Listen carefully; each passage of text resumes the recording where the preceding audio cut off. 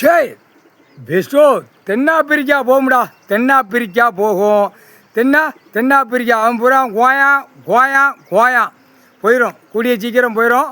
கடல் கொந்தளிப்பு எடுக்கார். இப்போ கணக்கு எடுக்கார். இப்போ உள்ளே பூரா கடலுக்குள்ளே கப்பல் பூரா உள்ளே போயிடும். டெல்லியில் பிரதமர் 2 காலை 2 பிளந்து மந்திரி இருக்கானா, இதுக்கு மந்திரி, கப்பல் துறை மந்திரி, அவன் 2 காலை 2 பிளந்து முத்தம் கொடுக்கான். அவனா பிளந்து நான் முத்தம் கொடுக்கேன் பாருங்கடா, என்ன பாருங்கடா அப்படிங்க. ஏண்டா கண்டாரவழி முட்டா குய் மண்டையில் டை அடித்த குய்மனுங்களா, அரசியல்வாதி முட்டா குய்மை. எம்எல்ஏ ஒரு பக்கம் டை அடிக்கான், எம்பி ஒரு பக்கம் டை அடிக்கான், மந்திரி ஒரு பக்கம் டை அடிக்கான், முதலமைச்சர் டை அடிக்கான். தமிழ்நாட்டில் முதலமைச்சர் டோப்பாவை தூக்கி வச்சு டை அடிச்சுக்கிட்டே போகிறான். இதெல்லாம் விளங்குமாடா முட்டா குதிமனுகளா? விளங்குமா விளங்காதா? உன் வீடு வாசலை அக்கினி இறக்குதார், கீழே அக்கினீஸ்வரர் கீழே இறக்குதார். அவர் தான் இறக்கணும். இறக்கி இந்த செம்மத்தில் கொண்டாரோலி மன முட்டா குதிமனை உன் வீடு வாசல் அப்படியே எரிய விடுவார் கடவுள். எரிஞ்சு சாம்பலாக போகும். அடுத்தாப்புல ஏசியில் போட்டு மல்லாக்க படுத்து கிடப்பான். பல லட்சம் கோடி பலாயிரம் கோடி பூரா பெண்களை கொண்டு போய் உள்ளே உட்கார வச்சு உலாகிட்டு கிடப்பான்.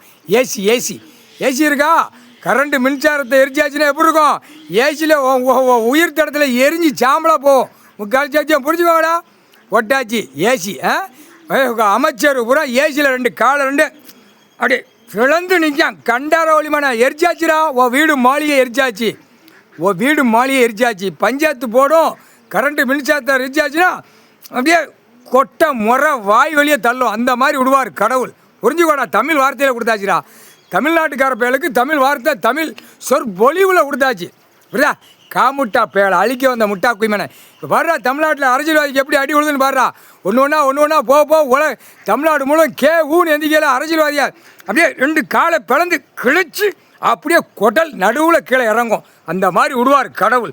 அதான் அக்கினி போய்கிட்டு தெரியா? கைலாசந்து அக்கினி போதாடா, எரிச்சல் விடுதார் மூளையை. இப்போ மூளையை கூட இறக்குவார். இப்போ மூளையில் அக்கினி இறக்குவார் அக்கினீஸ்வர்.